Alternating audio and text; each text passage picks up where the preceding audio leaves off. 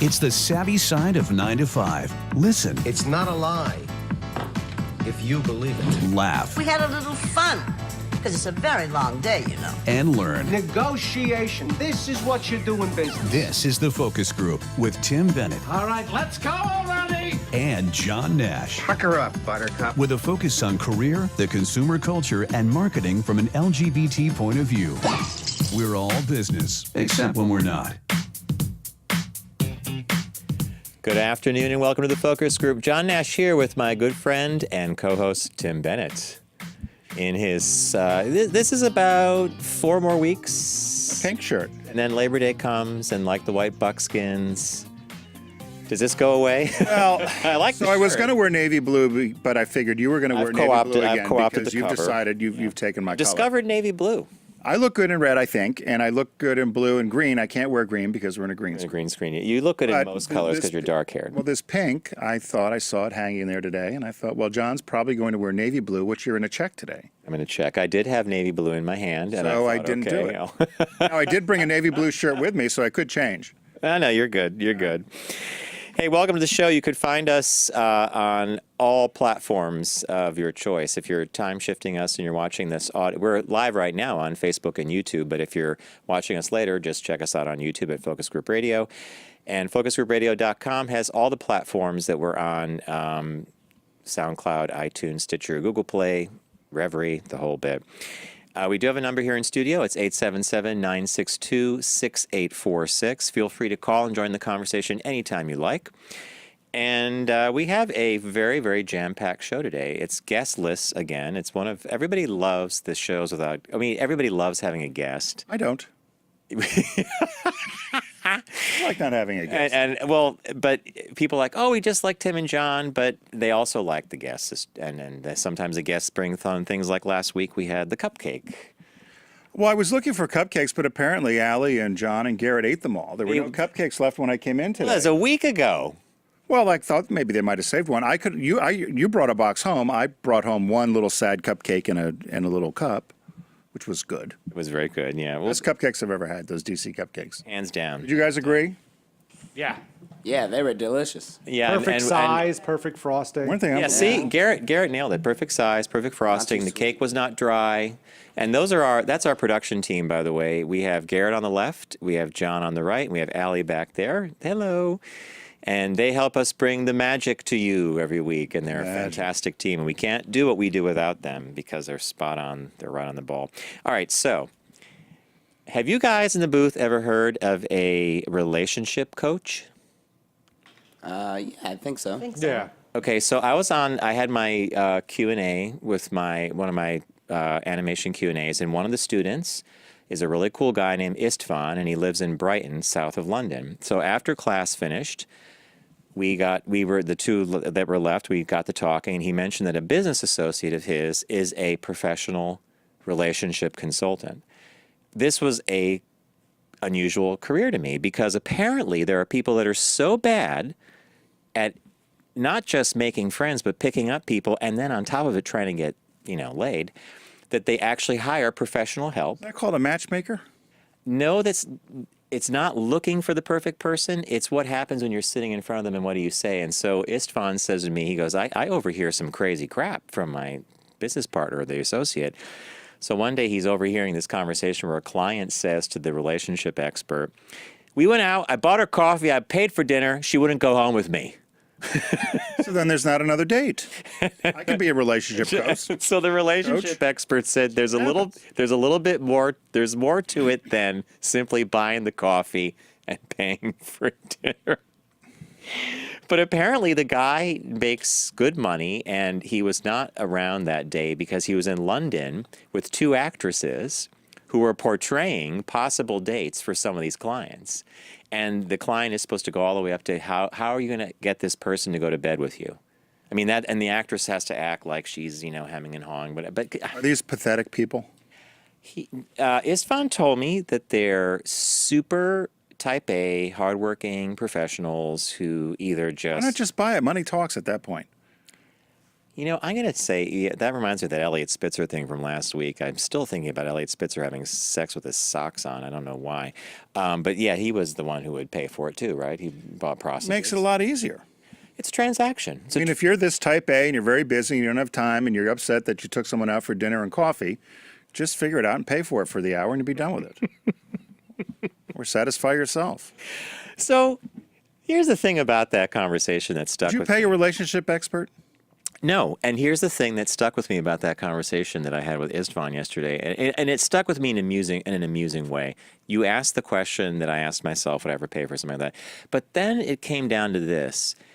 What was the alchemy that we all learned to be socially correct about this? All right, so you have two people that kind of want the same things, right? And if we're back in college days, if it's guy and a girl and they want to hook up, they're not going to say that right away. You know what I'm getting at? Like, so we all kind of observed this, and there was a format and there was a way to do it. We talked to friends.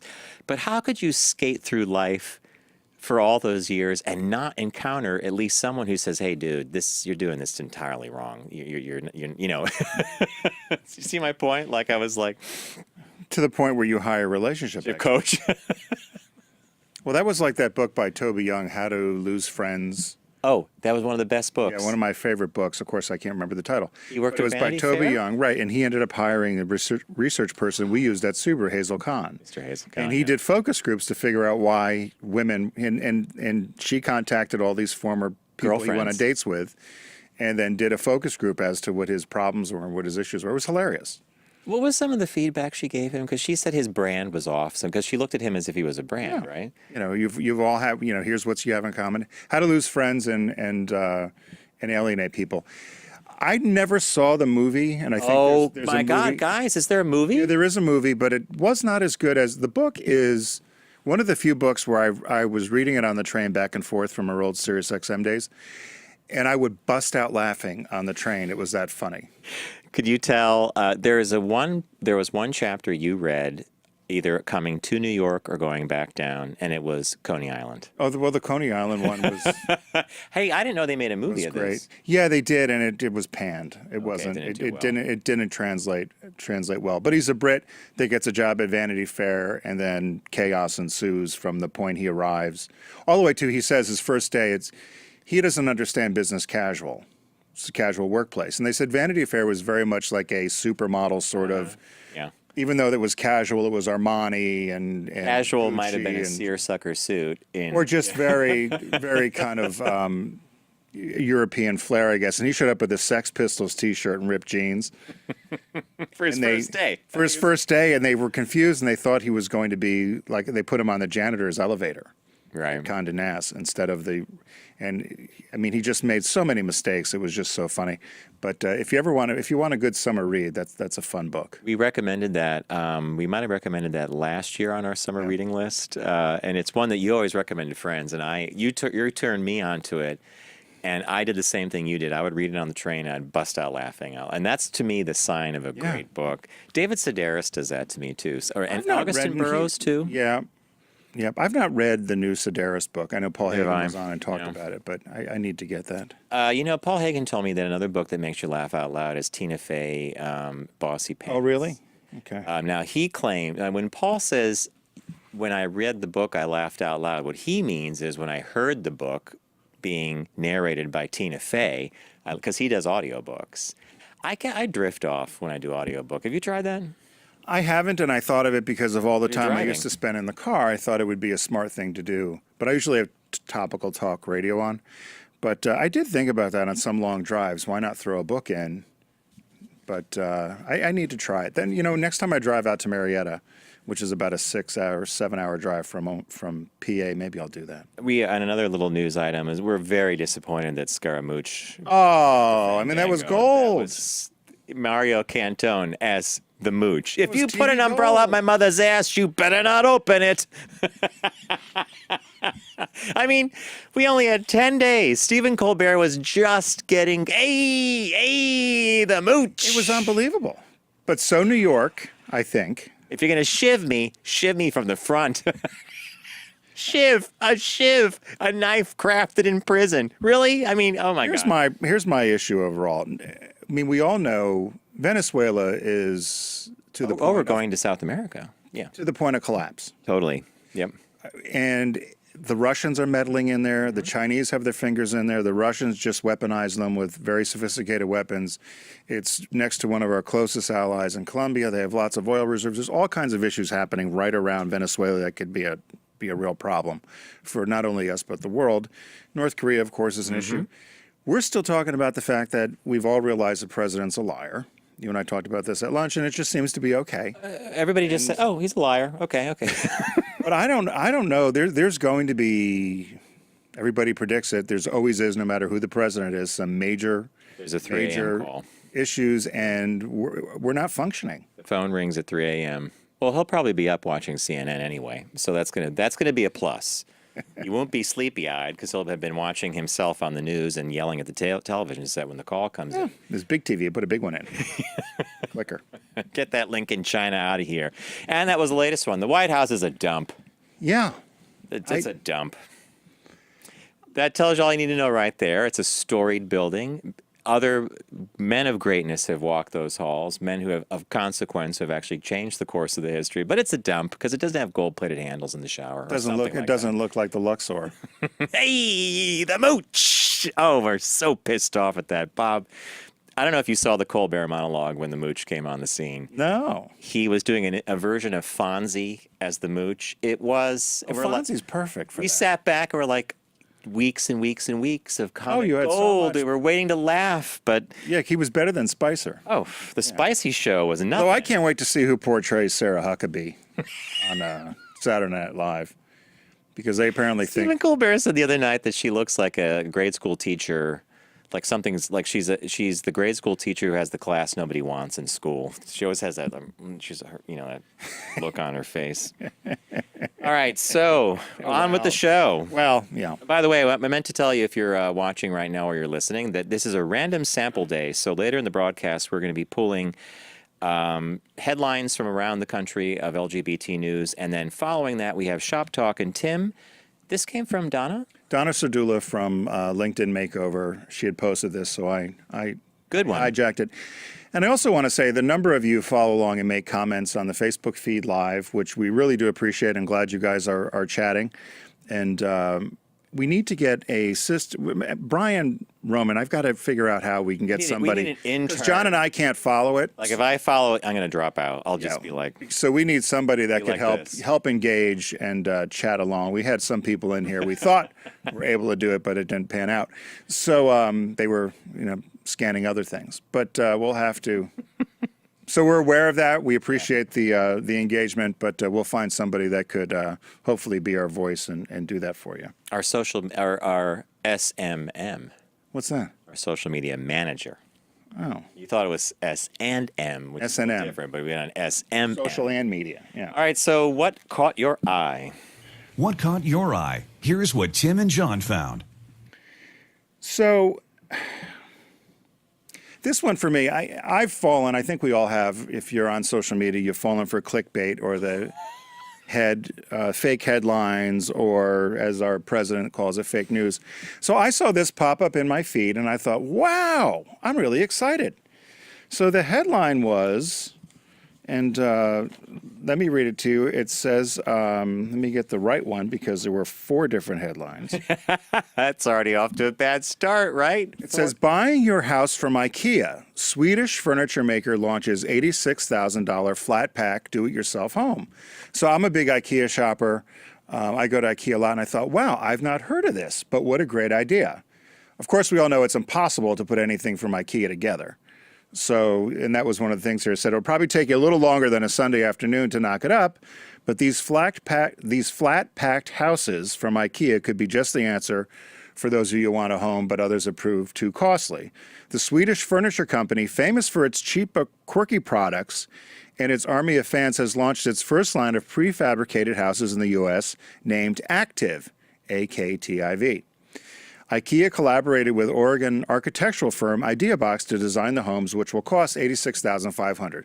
They're 1,000 square feet. If you're watching online, they look pretty cool. The interiors are great. They're appointed by IKEA. And I thought, how come I haven't heard about this? This is like a blueprint you're So that's the blueprint of the house. And they say there's no wasted space. It's very much that open plan that's the Scandinavians are famous for. No wasted space. It's got a combination of fiber, cement siding, corrugated metal, standing seam roofs, and they come in different sizes, and this company in Oregon, IdeaBox, had created these. However, after they put the press release out in March, IdeaBox at this IKEA house, IKEA, it was news to them.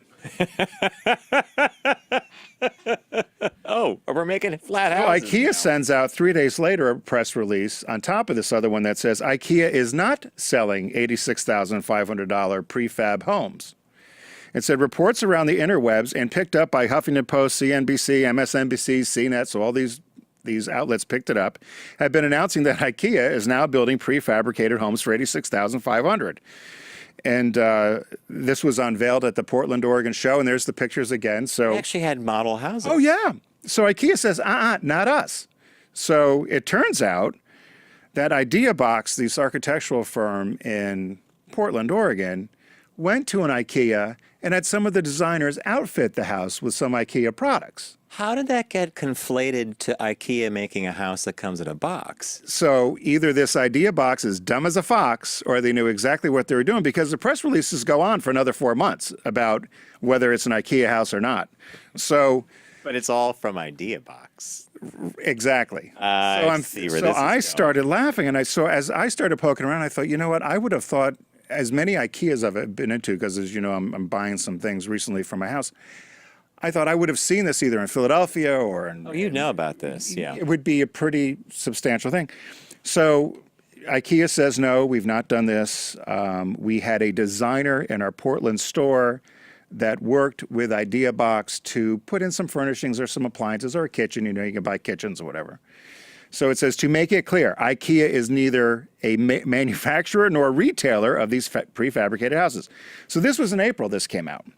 So then again in June, just to make it exciting, IdeaBox decided they're going to send out another press release and says, IdeaBox is active, and they did spell it like the IKEA stuff, you know, like the umlaut or the AKTIV, UFLA or whatever you'd get. So the AKTIV, so it just says IdeaBox, active prefabricated homes. IdeaBox, an architectural firm from Portland, Oregon, has launched an active line of prefabricated homes, which will be equipped and designed with IKEA furnishings and appliances. So another whole press release with all the pictures again. IKEA comes back again in June and says, correction again, these are not IKEA designed or built homes. These are appointed There is a by IKEA products. They've just been appointed with IKEA products. So I said my comment, which you picked up on right away, was either IdeaBox is stupid or dumb as a fox. They've got 4 months of press releases out this where IKEA keeps saying, not us. Yeah. And he keeps saying, oh, it's IKEA, not us, but he's getting IdeaBox, and here we are talking about it here. So I learned that phrase, dumb as a fox, from Tim. I forget how long ago it was now, because you used it one day in a meeting, or you're like, oh, he's as dumb as a fox. And I'm like, dumb as a fox? I said, but Tim, foxes are pretty clever. Exactly. So I also think that maybe it's a TB, a trial balloon. Do you think that they put that out there and they're like, well, we're going to make them, people are going to think about it, they're going to talk about it, whether it happens or not. It's like a trial I think balloon. it's brilliant. I think for this architectural firm in Oregon, this IdeaBox, Lots of attention. the houses look cool, and they do look like it could be something. Somebody probably said, you know, it looks like something IKEA could do. We need to find. And IKEA stuff, they do cool kitchens. They have kind of this very modern, mid-century modern's hot right now, and it's somewhat of a timeless design. So I'm sure they're using the halo of the IKEA brand to slap it, because who the heck's going to talk about IdeaBox? This is something, do you think you would have come up with that strategy? Yeah. That's what we did with the Subaru Outback for the LL Bean edition. We were trying to figure out how you were going to sell a Subaru for over $30,000, and so we took the halo of LL Bean and 100% return policy. It's like the Good Housekeeping seal of approval. Badge it. Right on the back of the Badge car, it. and all of a sudden those cars in auction brought in $1,600 to $1,800 more than a than the normal. identical car without the name on it. Brand has power if it's good. Not bad. All right. What caught my eye could not be further Well, that's what's so joyful. from a wonderfully done PR strategy to get an architectural firm's name in the press for months and months 4 and months, months yeah. using another company not even located in the United States. I mean, it's I do think you're all right. Mine though is a definite Tim Bennett thing. Did you see this when you were putting the deck together by any No. chance? Okay. I try not to look. So Well, I could be surprised. Tim, if we do a road trip, this is not an official destination because it's someone's private property, but Private property. back in 2008 or 9, a park opened in Williamsburg, Virginia called President's Park. It was a 10-acre, $10 million open-air museum, and basically it had busts of every president as sculpture. They're about 10 to 20 feet, no, 15 feet tall, and each one weighs about 10 tons. Each bust? Yeah, they're Who enormous. did these? Who paid for that? So this consortium put this park together. It was a 10-acre, $10 million thing. When the park opened in 2004, it was apparently too hidden from passerby and partially obscured by a Days Inn. I'm going to put the President's Park behind the Days Inn. That should have been a flow through. They should have had a coupon. Oh, yeah. Stay at the hotel, walk Get the park. head from, go see, yep. The park's designers failed in their mission to pay attention to the golden rule in real estate, which is Location, location, location. you win the prize. It's LLL. Yeah. So when the park closed, a man, let me get his name right here. His last name's Hankins. Howard Hankins, a local developer, agreed to remove the busts to his property, and he spent $50,000 doing it. And now they sit in a field. And he's thinking of trying to raise money. Sounds like Carhenge in Nebraska. Yes. Okay. So here's some pictures. Now, is that Johnson? That's Nixon. You can tell by the ski is it slope Nixon? nose. Yeah, that's his. Look at that trademark nose. That's Nixon right there. Looks like he's got a ponytail. It looks like Adams almost. Well, there's a whole bunch. Yeah, the modern presidents are sitting right next to the big ones. And then there's when John pulls over. Yeah, here we go. Oh, I think that's. look! I love the Adams. weeds and grass growing up in between. If you saw a person, okay, so I encourage you to check out on YouTube this President's Park thing because the National Geographic did a short film. It's 8 minutes long, and that's where I found this from. I wonder how much one of them weighs. 22,000 pounds. Oh, because I was going to think. I wonder if you'd sell them off. I'd buy one or two. Originally, the busts were assembled from two pieces, welded at the middle and at the neck. So this meant that many of the busts did break or suffer damage when they were moved. In fact, the bust of Abraham Lincoln suffered major damage in the head. Weirdly, in the same place where he actually was shot, and so that's the authentic. guy that has the bust now says it was never intentional, but that's a weird kind of alignment.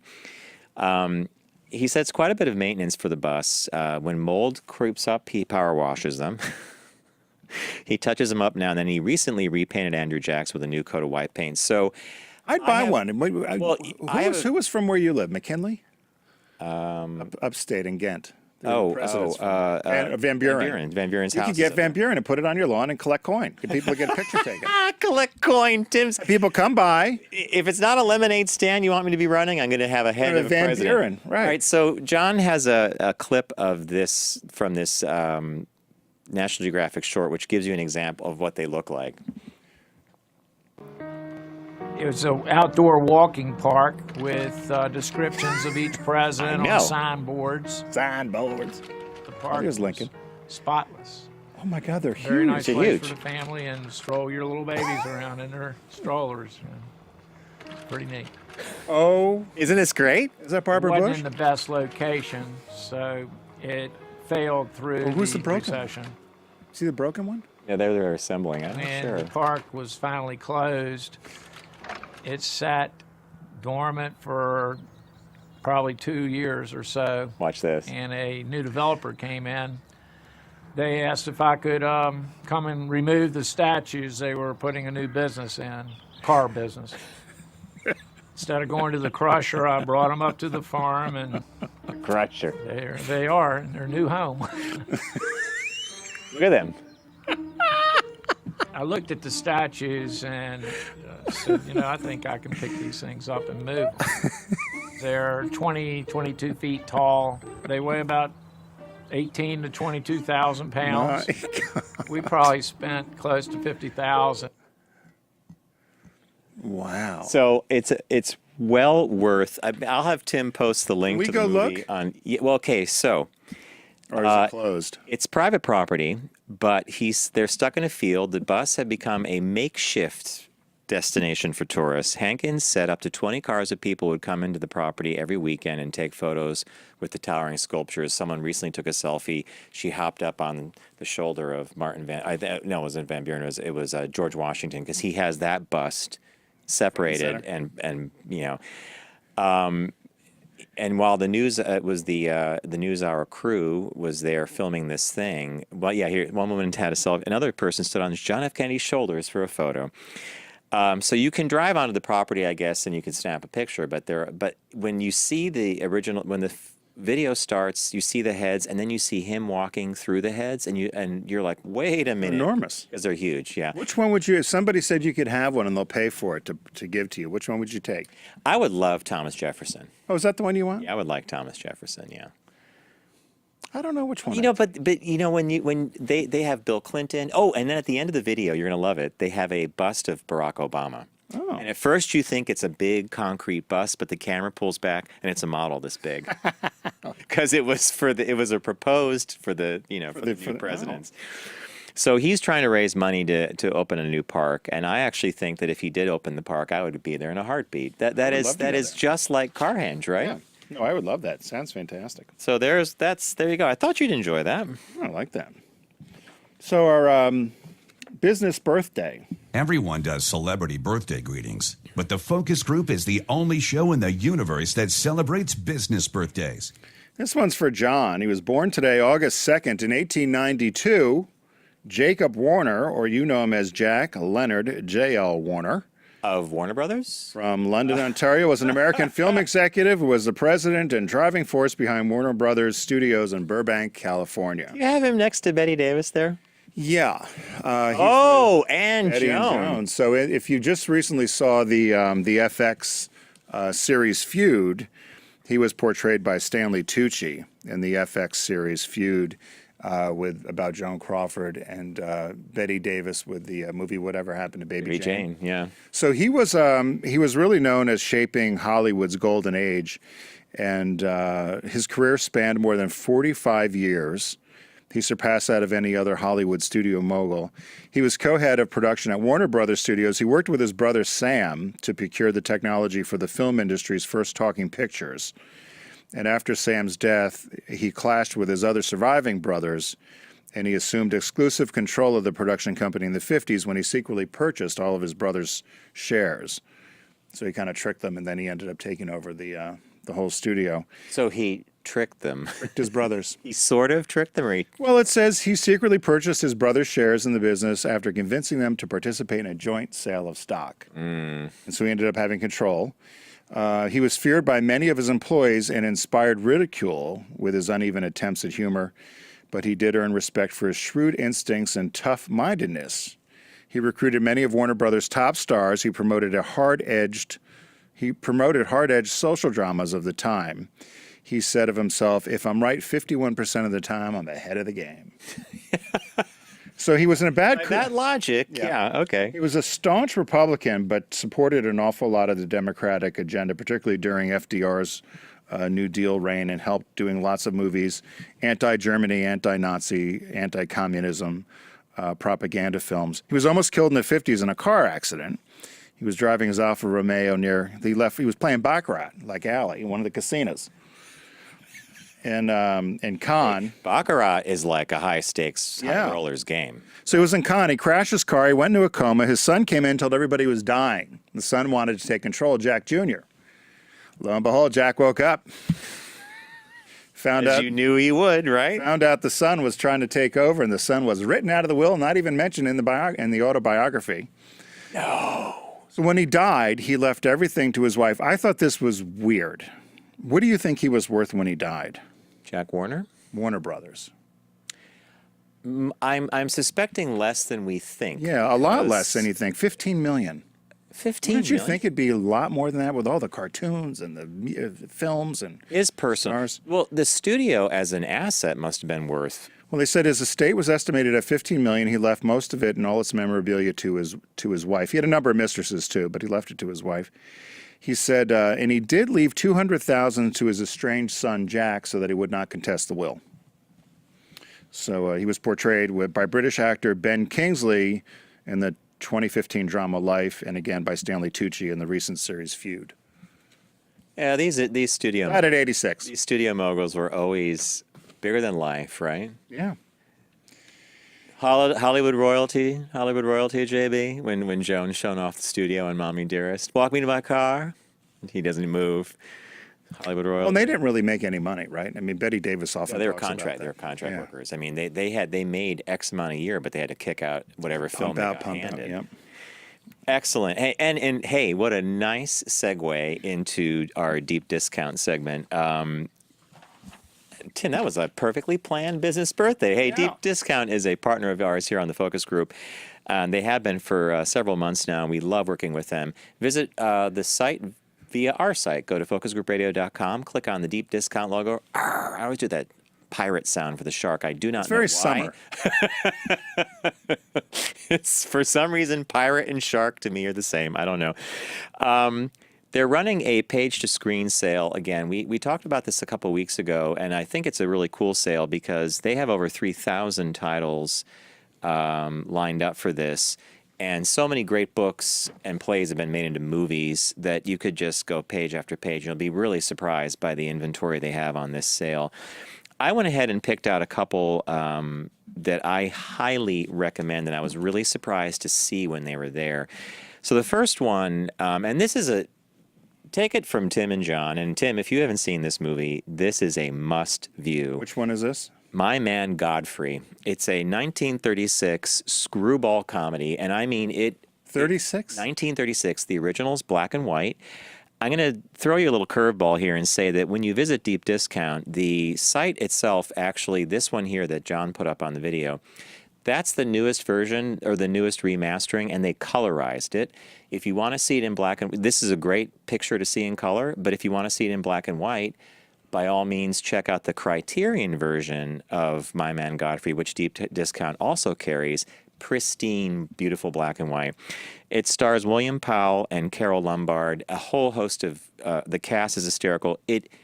In terms of the screenplay, if you are a fan of All About Eve, Alan Mankiewicz's screenplay, this is right up there. The lines come out rat-a-tat-tat. It is a ride. It's one of Bob's. Bob introduced me to this movie. And I was like, what are you talking about? 15 minutes in, I was hooked. I can watch this movie any point to the end because the comic performances, the timing, it's fantastic. So it's My Man Godfrey. And what's the other one? And the other one I picked, and I don't know if you saw this either, but did you guys in the booth ever see The Wolf of Wall Street with Leonardo DiCaprio? Is that the one where he crashes the car? Yeah, it's a great flick. All right, so John, you like it. Garrett, did you like it? I didn't see it. Okay. I thought it was good. See, there's that interesting thing that you guys are like us. John and Garrett are like Tim and John. Like John will be like, I saw it, and you're like, I didn't see it. And I'm not about to, are you, Garrett? No. So The Wolf of Wall Street is by Martin Scorsese. He directed the film starring Leonardo DiCaprio, and it's based on a book about Jordan Belfort, who is basically a con man who made a fortune in penny stocks. The movie is really well done. It's a Scorsese, in my opinion, it's a Scorsese hit. And there are and it's well cast. Leonardo DiCaprio plays a really good character here. And there are moments when he'll turn directly to the camera and talk to you, the audience, and you automatically know you're watching a fable. It's really well done. I've seen it a number of times. I like the casting. I like the direction. So, again, I would recommend this as one of their page-to-screen movies. Cool. And then also, as you know, we always feature a new release that comes out of Deep Discount. And the best way, of course, to find Deep Discount is to go to our website, focusgroupradio.com, and click on their logo and then start exploring yourself. But the latest release just came out yesterday, August 1st. And it was from the HBO blockbuster, and it's a star-studded series. She sells seashells by the seashore. From the same director of Wild and the Dallas Buyers Club. It's Big Little Lies. And so I didn't watch it on HBO, but I love the description. It says, Big Little Lies is a brilliant take on ex-husbands and second wives, schoolyard scandal, and the dangerous little lies we tell ourselves just to survive. And it stars Reese Witherspoon, who we all know, Love her. Nicole Kidman, and then Shailene Woodley, who I did not know. Do you know Shailene Woodley? Would I know? I didn't know her, so I thought, well, Reese Witherspoon, Nicole Kidman, these are household names. I didn't know Shailene Woodley, so I thought, well, maybe it's just me. So I went and I found some quick facts about Shailene Woodley. Does anyone know her? Do you guys know her? I don't know who she is, but I love that show. I watched the whole series. It's Seriously? so amazing. Yeah. I And you loved recommend it? Oh yeah, and I think Nicole Kidman's gonna win an award for it. Oh, Wow. there you She's go. amazing. Well, let me From the booth, good housekeeping seal of approval. Well, let me just tell you a couple of quick things about Shailene, just so you don't know her. Because knowing these things about her, I'm thinking to myself, I need to watch this just for her alone. She does not own a cell phone. She only wants to interact with people, and she only gets one when she's working on a project or a picture, and they give her one to use. She washes her hair once a month. She says oily is better. She makes her own toothpaste. She gathers her own drinking water and eats clay. That one. Probably drives a Subaru.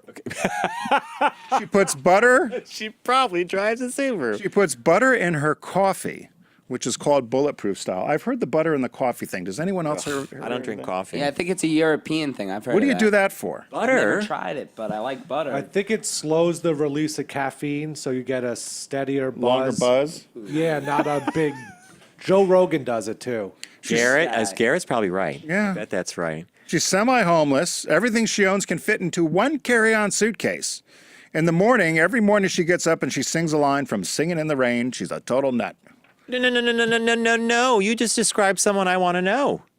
Well, yeah, we'd love to be friends with her, but I think she's a little crazy. No, the phone thing, the living out of it. Like, look, can't I live would without love your to live phone. out of You're a on your phone all the suitcase. time. The phone is. Yeah, a lot of this so is you.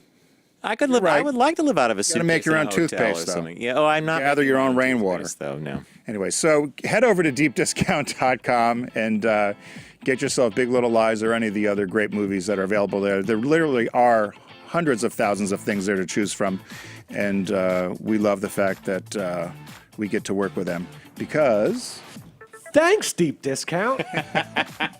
they're a great partner of ours here at the Focus Group. Stay with us. We're going to come right back. When John and I return, we're going to do a random sample, which will give some LGBT news from around the USA and beyond. So stay with us.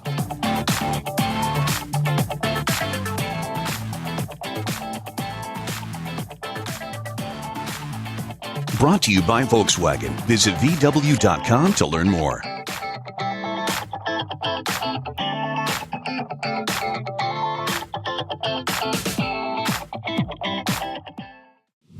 Focus on the savvy side of 9 to 5 with the Focus Group. Try, really try. Listen, laugh, and learn with Tim and John. I never try anything. I just do it. I tried to find it. Hey, welcome back to the Focus Group. John Nash with Tim Bennett. FocusGroupRadio.com is all you need to know to find out all about us, about our partner Deep Discount, and our big partner Volkswagen. All the shows are there. All the platforms are there. Okay, we're going to be doing the random sample now. Tim and I look at headlines from across the globe. I want to make an... Around the world. If I do anything with animation, I'm going to make a little globe spin in an airplane. We're waiting. And as a matter of fact, we're waiting. Yeah. Look at the booth laughing. They're all excited. Yeah. We've heard about this animation. They're laughing with Tim in jest at John because they know. No, because you have a lot of big ideas. I have a new idea. I'm going to put butter in coffee. I don't even drink coffee. Put in tea. This one, the first story we're going to touch on, totally crossed my field of vision. I was like, ding, this appeals to me perfectly. Why? Because it's an animated short film, and it has an LGBT theme to it, and it's called In a Heartbeat. I urge you to check this out it's a 4-minute little short film. Check it out on YouTube. I think it's adorable, and it's the kind of thing only animation can really do, which is it shows it tells a heartwarming story of Sherwin, a closeted middle school student whose heart literally pops out of his chest to chase the boy of his dreams. The film is the result of creators Beth David and Esteban Bravo. They launched a Kickstarter campaign last year for $3,000 to produce the film. We're shocked when they went well over their $11,000 goal. And it was incredibly important to Beth and Esteban to tell a gay love story.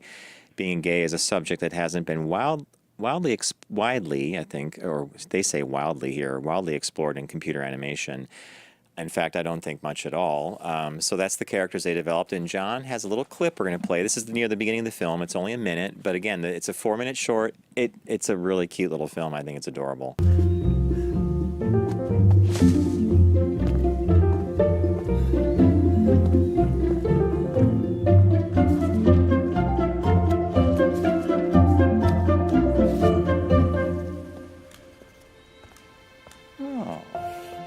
So is this the kind of animation you're working on?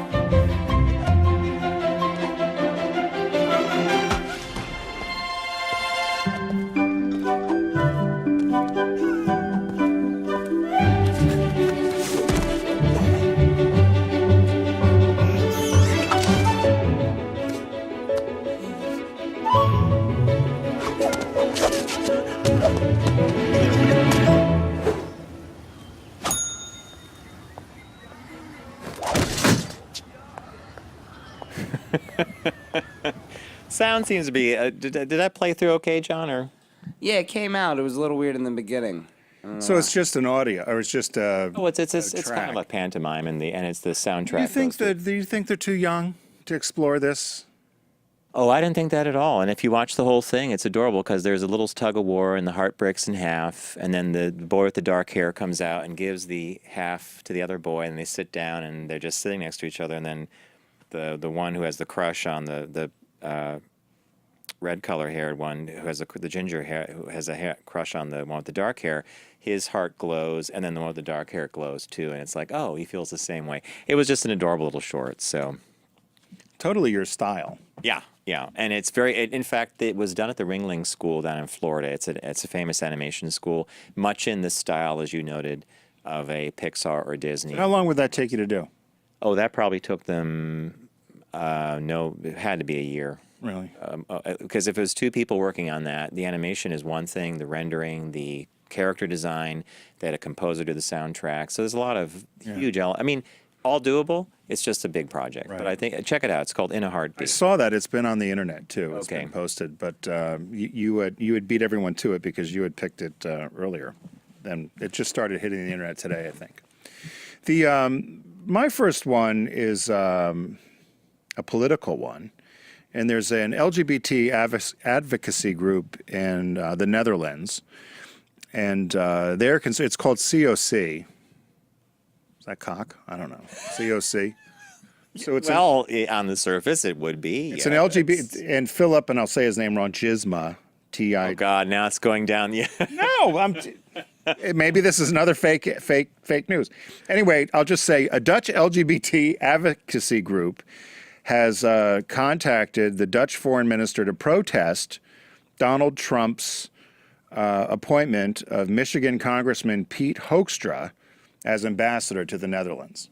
Because he's rabidly anti. He's rabidly anti-gay. So this is from the Washington Blade this week.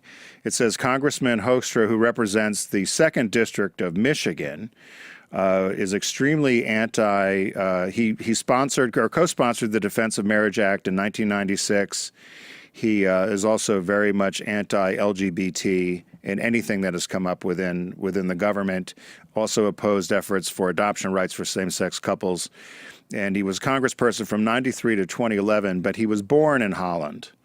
And so Trump has appointed him to be our ambassador to the Netherlands. And they protested, saying that the Netherlands became the very first country in the world to extend full marriage rights to same-sex couples. We do not feel that somebody that is so anti the views of the people of the Netherlands should be the ambassador. So as they started talking a little more, they also the Blade dug deeper and said Trump also last week nominated Kansas Governor Sam Brownback, another social conservative who opposes LGBT rights, to become the State Department's ambassador at large for international religious freedom. If you hit the pause button on that one for a second. So Sam Brownback is the failed Kansas governor who put into place this ridiculous policy of cutting taxes, cutting services, and the state's in a mess. And if they pluck him away, does that mean he leaves his governorship? Yeah. Okay. Well, I think he's already gone there, I think. But so here's what's interesting. They so he reports. So then this week it was also announced. So that was this week. So the ambassador to the Netherlands, this Sam Brownback, who's the religious freedom leader. But Trump also appointed Richard Grenell, a gay Republican, as ambassador to Germany. So why don't you switch them around? Why don't you give the German ambassador the Netherlands right? So I just laughed and I thought there was a bunch of things. I thought, first of all, here we are 6 months in, we don't have an ambassador to Germany? I mean, that's a gimme. You know, you get the 10 people who've given you the most money, you hand them France, England, Canada, Australia, Germany. I mean, how tough is that? But anyway, so we just appointed this guy to Germany. And a spokesperson for the U.S. Senate Foreign Relations Committee told the Washington Blade that although the White House is denying that they formally nominated him to the ambassador of Germany, to be ambassador of Germany, but that's what the thought is. They said there were 6 openly gay men serving as ambassadors during the Obama administration. They represented us in Dominican Republic, Spain, Denmark, Australia, Vietnam, and the European Union. Wasn't the ambassador to the Dominican Republic problematic because the Dominicans were Or because of the Catholic. because of the religious. But I thought it was funny because first I'm reading and it's like how upset the Netherlands were, and then he goes and appoints a gay man to be ambassador of Germany, which again, Hey, you put an umbrella on my But is this mother's just not ass. the You better not open it. but is this not the schizophrenia of Trump? Make America great again, Tim. All right. Just plaster a slogan on it. Everything's going to be fine. Make America great again. Let's go to Mar-a-Lago, play a round of golf. We'll be fine. So what was your number 2? Well, my number 2 couldn't be further from that story. And if you didn't look ahead, you don't know about this? No. Yeah, okay. Landlord agrees to having landlord cops a plea. He is in court in Colorado Springs to having sex in a tenant's bedroom. This took place in Colorado Springs. America's worst landlord has pleaded guilty to sneaking into a married couple's apartment and having sex on their bed with another man, an encounter that was recorded by a surveillance camera. Oh in my the God! Wait, is that residence. him? That's him pulling his pants up, looking right at the Nest camera. In a plea deal with Colorado prosecutors, Carlos Quijada Lara, 39, last week copped to a trespassing charge in connection with his X-rated romp last November in the Colorado Springs home of victims Logan Pierce and Michaela DiGiulio. How gross. Okay, so this is okay, so Quijada Lara's daytime tryst was discovered thanks to a Nest security system that was installed in the $1,100 a month apartment by the tenants. After Quijada Lara and his partner entered the bedroom, Pierce received a notification on his phone. He was one of the tenants. It starts recording, right? The surveillance system had detected noise in the residence. Upon checking the camera feed, Pierce saw Quijada Lara and another man in the bedroom. Here's what I'm thinking now when we get to this part. A video of the 6-minute tryst. We're going to go back to the 6 minutes in a minute. But a video of the 6-minute tryst shows Quijada Lara and his partner disrobing, engaging in oral and anal sex. 6 minutes? Yeah, okay, that's see. So when finished, Quijada Lara, the guy on the right, wiped his genitals with the dress DiGiulio wore when she married Pierce last March. Quijada Lara, also the landlord, is also seen using a second garment to wipe a lubricant stain left on the bedsheet. Okay, so you are at your office and the Nest app chirps that there's an intruder in your room, in your home, and you are watching these guys have sex and wiping the mess up with your wife's wedding gown, which she last wore in March when you got married. I shouldn't laugh. Well, why not? Because this is all so crazy, right? Did he Did he call the cops? What happened? Oh no, he brought the tape, the recording to the police. He was arrested. He posted bail. It's all been a trial thing. He's going to get sentenced, but he's being sentenced for trespassing, really. Dry cleaning. But let's go back to this 6-minute thing again. And maybe I'm being a little bit obsessive here, but maybe all the foreplay happened in the outer room on the kitchen table or something. I mean, 6 minutes? Well, if you got a limited time, might have been lunch break. So the camera caught him disrobing, oral and anal sex, all 6 minutes. So I wonder. So I'm curious as to whether the landlord was married. Because sometimes they do not mention right. that. Because sometimes that means you got to speed it up. Yeah. Tim, I think that Encyclopedia Brown / the Hardy Boys have cracked the case. But the wedding dress was the icing on the cake, right? No, the whole thing. Did you see your wife's dress used? She's screaming. But it was a cum rag, right? Yeah. Oh my God. Sorry, folks. I didn't mean it to be a non-family friendly story, but it is kind of out there. All right, so that was my. Did you like that one, Tim? News from around the globe. I know. Well, here's one. This one's from San Diego. This came from the Los Angeles Blade. Okay. The headline is Polar Bear dies after SeaWorld separates her from her same-sex partner of 20 years. Oh my God. I didn't even hear anything about this. This is why we love the random So the joys and heartbreak of love are not uniquely human. There is plenty of scientific evidence to support that, and plenty to support the same-sex love that same-sex love is just as ubiquitous among other species. Witness the story of Senja and Snowflake, a pair of female polar bears who've been close companions for the past 20 years, living in the same enclosure at San Diego SeaWorld Wild Arctic exhibit. So if you're watching, that's them there. And they've been inseparable. Senja's 21, Snowflake's 22. They're together. They're inseparable. They're both females, been around forever, hang out, do everything together. Recently, the pair was separated when Snowflake was relocated to the Pittsburgh Zoo to mate. They wanted to get some more polar bears. So soon after the separation, Senja died from a broken heart, claims PETA, People for the Ethical Treatment of Animals. Senja died of a broken heart, PETA believes, after losing her companion of 20 years when SeaWorld shipped Snowflake to the Pittsburgh Zoo in order to breed more miserable polar bears. In captivity. Captivity. Senja did what anyone would do when they lose all hope. She gave up, according to PETA. So prior to Snowflake, prior to her death, only weeks after separation, reportedly displayed all the symptoms of separation anxiety and depression, lost her appetite, her energy, exhibited avoidance behavior. They have her videotaped. Senja, the one that was sent to Pittsburgh, they gave her this toy, this plastic toy, to act as a companion, and they said she took it with her everywhere and carried it with her everywhere. And they said this was almost as if that was... or that Snowflake had that as Senja because they were separated and she was upset. She didn't want the men. She didn't want to get pregnant. So they said there's lots of outrage about this and that this SeaWorld obviously was under a lot of scrutiny because of their 2013 documentary Blackfish about the orcas and the whales. Yeah. So they now want to get them to also not do captivity of animals or at least separate them. It's kind of a sad story. I think so too. Because they said they were both healthy, happy, and when they were separated, they both kind of went off the rails. So it's too bad. I think PETA sometimes can be a little bit crazy, but this time, they're beautiful animals, aren't they? So she died shortly after they were separated. What a shame. Yep. Wah, wah, wah. So what's number 3? Another downer. Number 3 is another downer. It's about Peter Thiel. Who's he? Remember, he's the software billionaire who was one of the only gay people to actually stand up and say he thought Trump was going to be a great president, and he spoke at the GOP National Convention. Remember this? Peter Thiel, yeah. Peter Thiel. Is that how you pronounce it? Thiel. It's Yeah. Peter Thiel.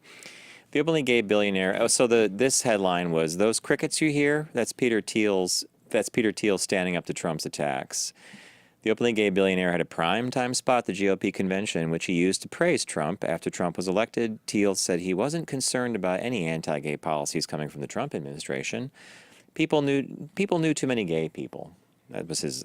He even dismissed Mike Pence, whose homophobia is second to none, with a blithe, maybe I should be worried, but I'm not that worried. If anything, Thiel said that maybe Trump is going to change everything way too little. What a difference 6 months makes. And now we know that the Trump administration, this is an interesting factoid. If you suspected it, now you know it, is the most viciously anti-LGBTQ administration of any since Ronald Reagan. So you have to go back quite a ways to get some of the activity that this guy's up to.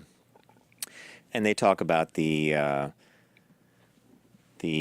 trans ban, the military, appointing Governor Sam Brownback as ambassador of religion at large. But wait, there's more, and it gets depressing. It's the investigation, it's the cabinet, it's all this other stuff. And what does Thiel have to say about us? Not a thing. It's gone radio silent. So he was right there. Remember when Trump was holding all these daily meetings at Trump Tower? Right. So he had the tech world. Well, sitting to his, and he holds his hand. There's this whole clip where he's shaking Peter Thiel's hand, and so Thiel's on one side, and Thiel, being a billionaire, wrangled Bezos, Cook, Schmidt, all the big titans of the tech industry to come to this stupid meeting at Trump Tower. Now he's gone radio silent. Well, Trump just, was enamored with his coin. He didn't care where it comes from, right? Sure. Well, it turns out that Thiel was never a staunch supporter of LGBTQ causes in any case. His philosophy is that freedom and democracy are not compatible. I don't really know what that means, but they're not compatible. I've tried to dissemble that one, but he thinks they're not the same thing, that, you can't have freedom and you can't have democracy at the same time. I think freedom and communism might not be. No, stop. Now you're being logical. Didn't someone do that to us one day?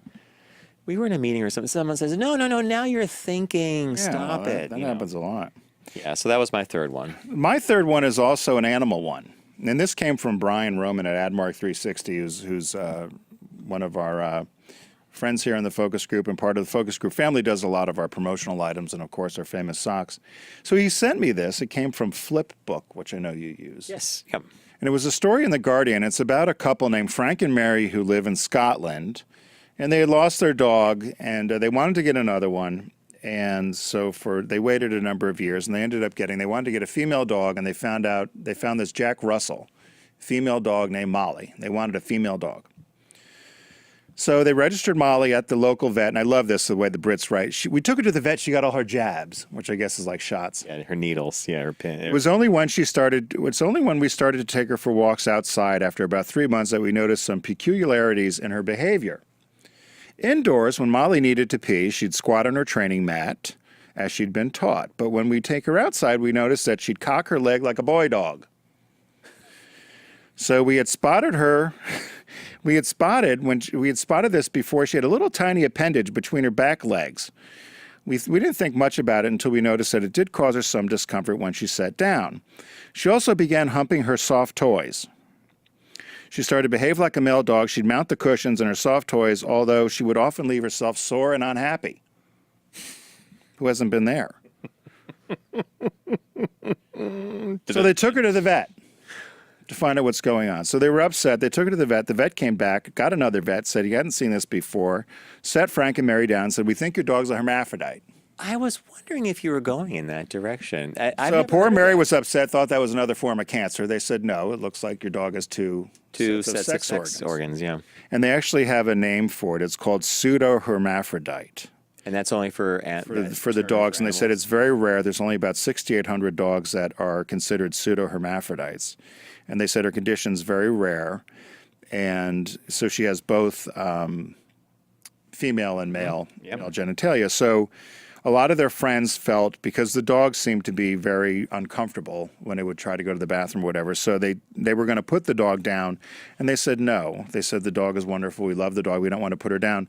So they agreed with the surgeon to have surgery, and they were able to remove most of the male organs and then create a way for the dog. So the dog was neutered, essentially, but the dog had the two different sets of genitalia, and there's the dog there. And they said now, 20 months in, she's a cheeky little dog full of character. She's still our Molly, whatever her genetic makeup is. They said when our grandchildren visit, she jumps all over them. She licks their faces. She's clearly much happier than she was before the operation. She still loves her soft toys, but not in the same way. That's a good one. So so the headline was, "My dog underwent gender reassignment surgery." And I thought that was... I think the vet in the background of that picture holding up the implement looks very threatening there, whatever he's doing, yeah. So that was from Brian and from The Guardian, but and there's little Molly there. But I thought that was interesting one as well, and just so happened I had polar bears and the dog Molly. There you go.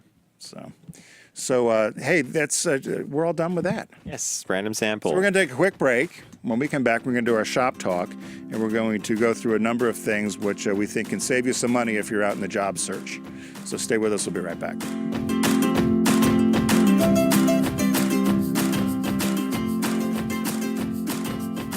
Brought to you by Volkswagen. Visit VW.com to learn more.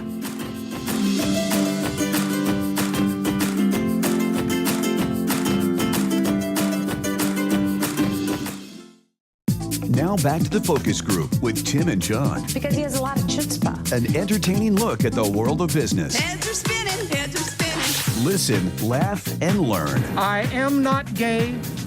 I never have been gay. That's what I say. Bachman, Palin.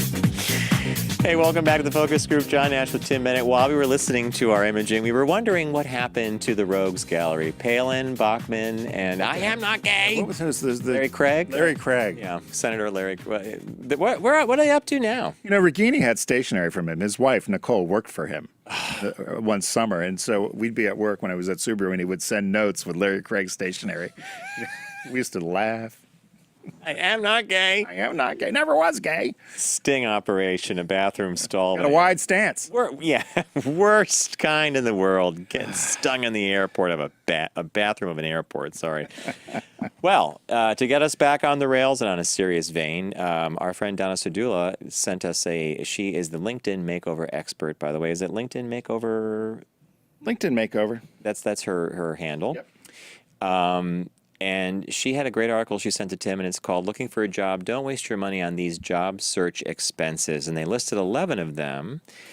And Tim and I have gone through all of them, and some are straightforward and make complete sense, and some I actually wanted to ask you about. Yeah, some I had not heard of either. Okay, so the first one that they talk about is buying a gift for an interviewer. Don't waste your time. Don't waste your money. This is not something that an interviewer is expecting. In fact, if they received it, they would be hard-pressed to figure out what it meant and what to do with it, right? I never heard of such a thing. Neither have I. And I've never received one myself, No. nor have I ever even thought of sending something to somebody. I think that's weird. How it made the list, then someone must have been doing it, or people must have been doing it, right?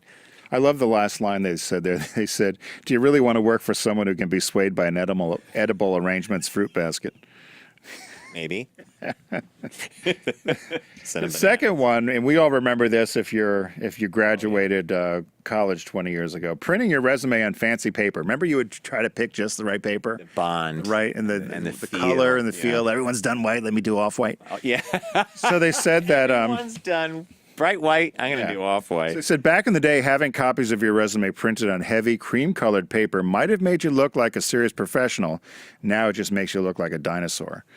So they said, don't waste your time. They said most of the time, people just want you to email something, or it just goes through an electronic filter, sorting or filter anyway. So don't waste your time on expensive paper. If you're a fan of the movie Legally Blonde, as I am, there's a scene where it's Reese Witherspoon's character. She hands someone her resume, and it's pink and it's scented. Oh, and the lawyer that gets it says, "Boy, this smells nice." Like that's a memorable resume. That's a good movie. Mailing your resume or thank you note. Now, here's where we're going to have a conversation. So the concept of mailing your resume seems to be completely dead. People don't want you to mail it. They want it to come through an email system, or if it's a job board, you post it.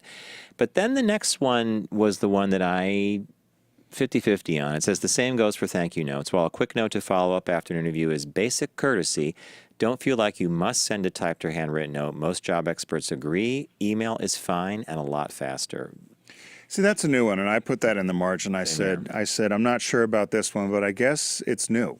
That's a new thing now, because we always advocated for years. You always say write out a note, or right there in the car, or you finish your interview, you're on the train, whatever. Send a little note, drop it in the mailbox that day.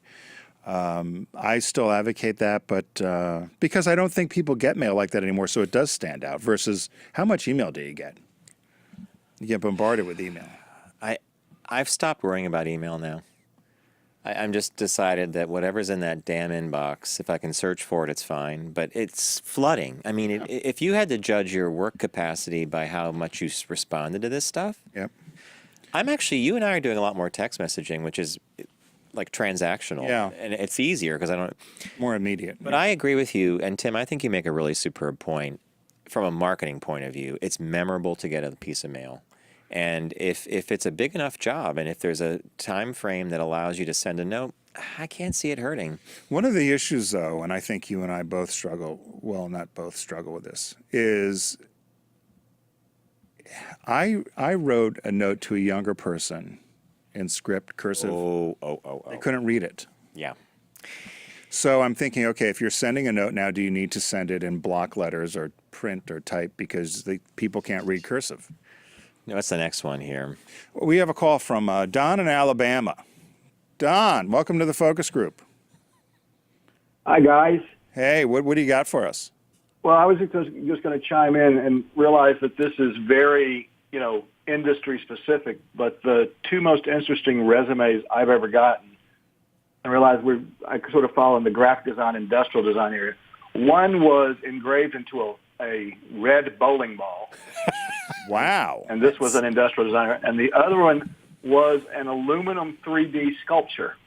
and you had to turn the sculpture just the right way for all the parts to line up, and you could read the resume. Oh, And my I God. hired both those kids. I was going to say, did you hire them both? You damn Skippy. If you're that creative with your resume, you got to realize my instructors always said, package, package, package. If the package is attractive, they'll buy everything else. Don, that's a great point, actually. Yeah, are they still with you? No, actually, one has his own agency in Houston, Texas, and the other one, as last I heard from her, she's with IDEO Oh, out great. in California. Yeah, which is a great big design firm, right? Yeah. That's wonderful. That's good. That's good feedback, though, because I still think there's something to be said about being creative and being unique, and particularly in your industry, if you can stand out, more power to them. Well, you guys still remember the 2 boxes you got, right? Yes. Oh, Yeah. As a matter of fact, Don, I just wore that shirt this weekend. I think we need to go down memory lane, and I have the video of the unpacking. We have the You have T-shirts. to post that.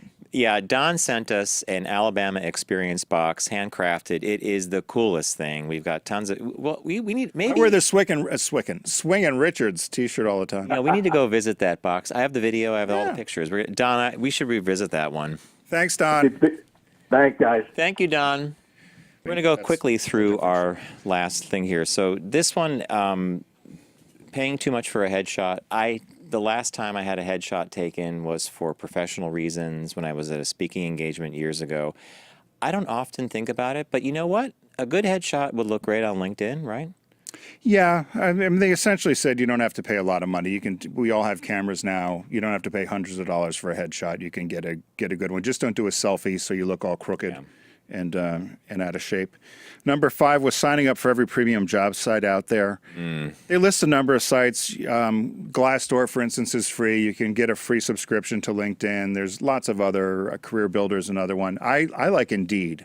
I think Indeed's. I circled Glassdoor and I wrote Indeed. Glassdoor is really cool because it gives you insight into companies. Yep. And the reviews are written by current and former employees, which I think is kind of interesting. It was number 6. Falling for job scams. You know, this is all the stuff about stuffing envelopes at home, or you can make money. You can make this much money for 3 hours a day, 5 days a week. Just avoid it. It's going to be a time suck. Number 7 was paying for fake job references. I've never heard of this. No, I never heard of it either, and I also huge wrote question that. Mark right there. It said you shouldn't waste your money on these services. Not only is it unethical, but you could be in trouble if you get caught. They said 30% of human resources managers say they've caught candidates using fake references. I don't even know how you could get away with using a fake reference, but apparently you can buy fake references and put people down that will vouch for you. But answer the phone. I would think if you're a smart HR person, you would know within 2 or 3 questions. Hello. Tim and I go way back. What's your name, Michael? What's your last? Did not give me one. So, I mean, yeah. Can you imagine? Yeah. So, I put a question mark next to this one as well. Number 8. Paying for expensive, useless career training or certifications. I do not understand this one, only because if you are in the middle of looking for work, right?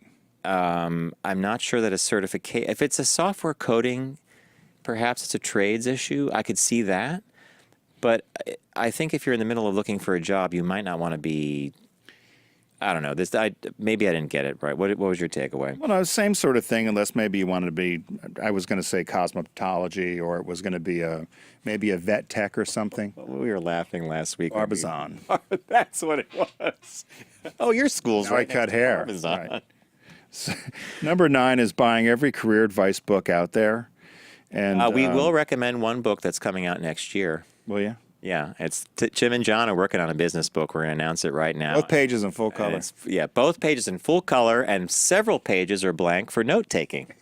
But I'm being dead serious. We actually are in the middle of this, and our take on this is that you don't need to buy a lot of business books. But business books can be good if it's relevant to what you need. And they mention a bunch of these classics. The famous one, What Color is Your Parachute, which has sold over 10 million copies. But, usually they're more organizational, I think, in some ways. But remember, and I always thought this was fun, there's still libraries you can go borrow things. Oh, or you probably have a friend. God, probably have a friend that might have a shelf of 5 of them, so don't spend the money. What's number 10?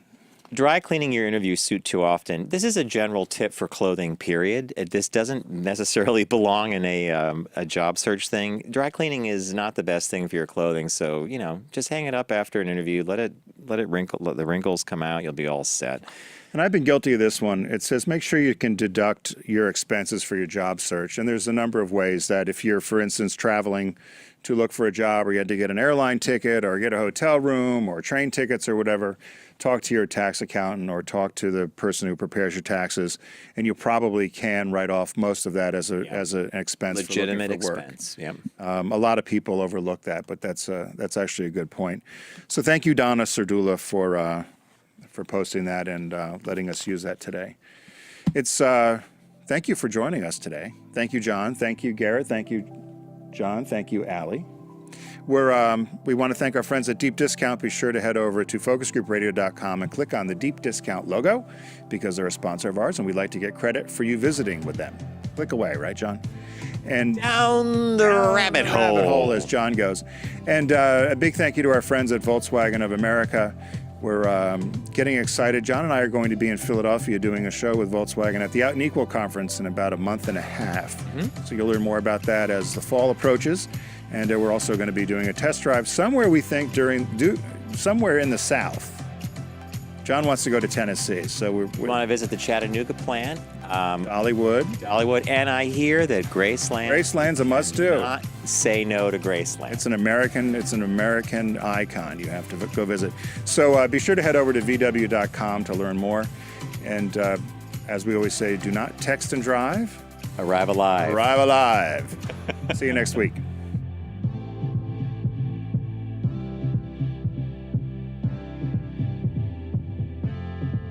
It's The Focus Group with Tim Bennett and John Nash. Formerly on Sirius XM Satellite Radio and now accessible on all platforms. Subscribe, like, and rate us on your platform of choice. Learn more at focusgroupradio.com.